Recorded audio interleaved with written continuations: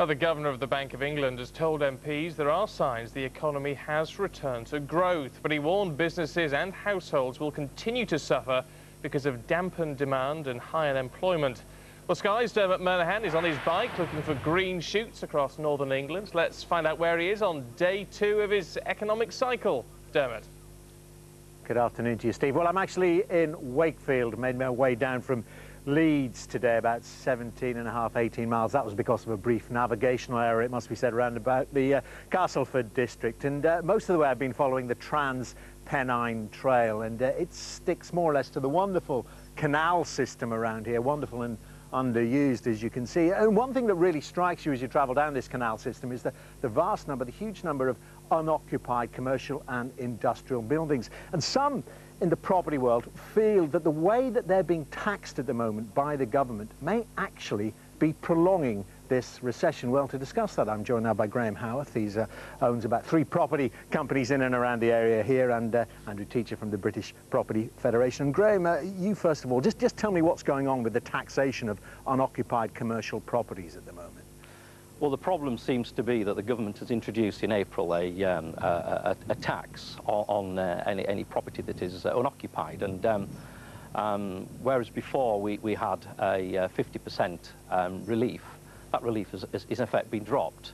So the situation now is that if any of our properties become unoccupied, we have to pay full business rates. And that's in the heart of a recession. Now, Andrew, what was the theory behind this? Why did the government decide to do this? Well, basically they wanted to raise some money. I mean, essentially what it is it's a tax on something that's not earning any money. It's like making the unemployed pay income tax, because you're charging a tax revenue on something that doesn't have a tenant because of the recession. It's not earning its owners any money, and thus it's a massively destructive process, because you're going to drive under landlords that have properties that could be used in the future, and many, as well as leaving them empty, are actually being forced to knock them down. But wasn't part of the Treasury's argument that in actual fact, if there was a tax on unoccupied properties, it would lead landlords to drop rents, to lower them just to get the tenants in? But the problem is that you can only lower rents to a certain point. If there isn't a tenant, lowering rents to, whatever you want to lower them to isn't going to conjure those tenants up.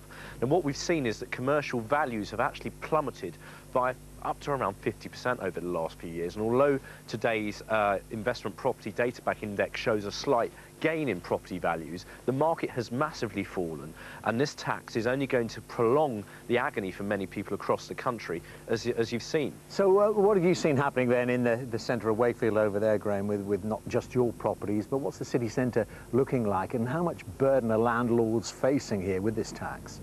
Well, over the last 12 months, walking through Wakefield city centre, it's pretty obvious to see that 1 in 4 offices stroke shops are all for let, and obviously people have been driven out by the global recession.